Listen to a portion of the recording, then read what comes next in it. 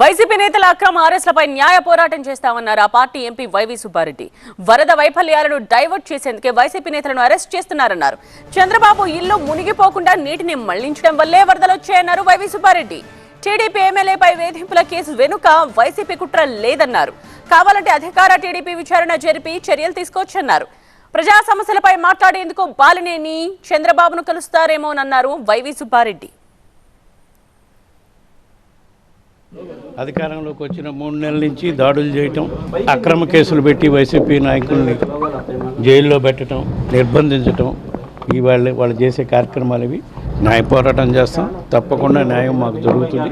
వరదల వల్ల విజయవాడ పరిసర ప్రాంతాల్లో జరిగిన ప్రాణ నష్టానికైతేనేమి, పంట నష్టానికైతేనేమి, ప్రజలు ఇబ్బందులు పడుతున్న తీరు ఉపక్కుంటే దీన్ని డైవర్ట్ చేయటం కోసం ఈ అక్రమ కేసులు పెట్టి మా నాయకులను అరెస్ట్ చేసే కార్యక్రమం చేస్తున్నారు. బుడమేరు వరద రావడానికి కారణం వీళ్ళు అక్కడ ఉండే చంద్రబాబు నాయుడు గారి గుహానికి వరద రాకుండా ఈ కార్యక్రమం జరిగింది.